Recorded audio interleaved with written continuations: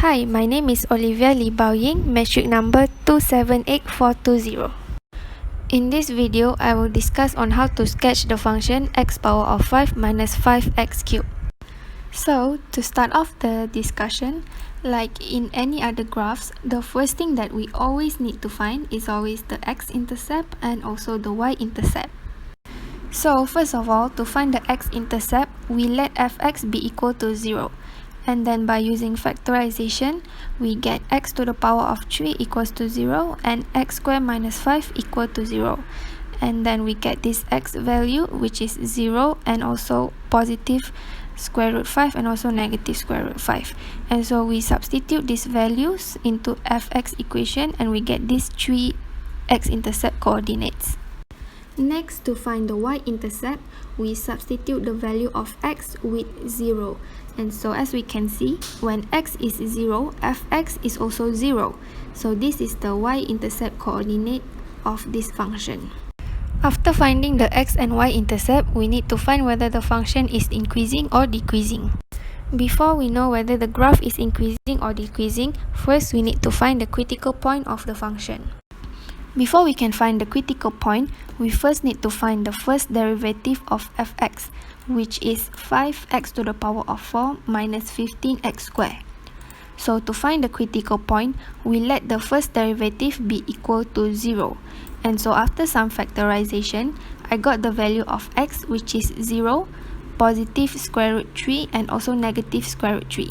And so I substitute the value of x into the equation of fx and I got these three coordinates, which is the critical points of the function.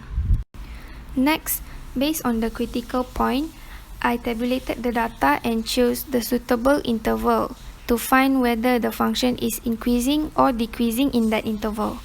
And so I chose a suitable sample value, which is from that interval, to substitute it in the first derivative of fx to find out whether the function is either a positive or negative value. Positive value means that the graph is increasing, while negative value means that the graph is decreasing. And so based on my calculation, I found out that fx is increasing at the interval of negative infinity to negative square root of 3 and square root of 3 to infinity, while it is decreasing at the interval of negative square root of 3 to 0 and 0 to square root of 3. Therefore, the change from increasing to decreasing or vice versa, we can conclude that the local minima point is square root 3, negative 10.3923, while the local maxima point is negative square root 3, 10.3923. After finding the local minima and local maxima value, we need to find the inflection points. Before we can find the inflection point, we first need to find the second derivative of fx, which is 20x cubed minus 30x.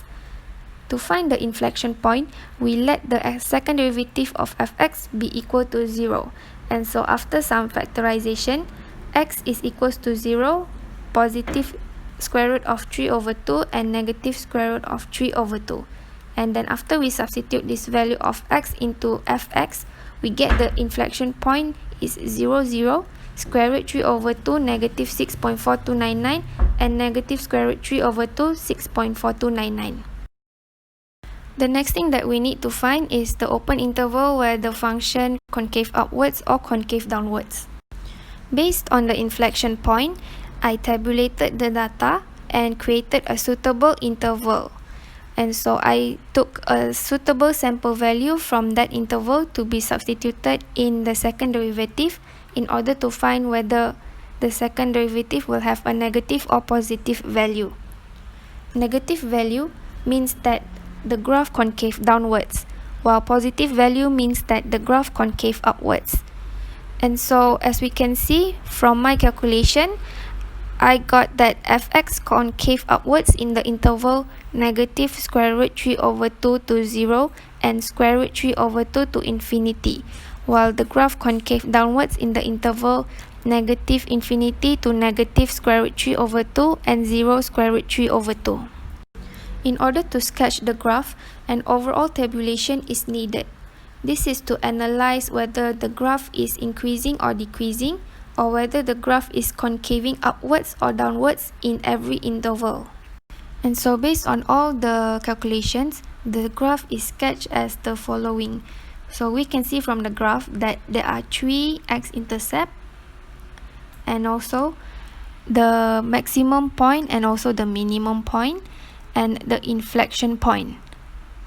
Thank you for watching.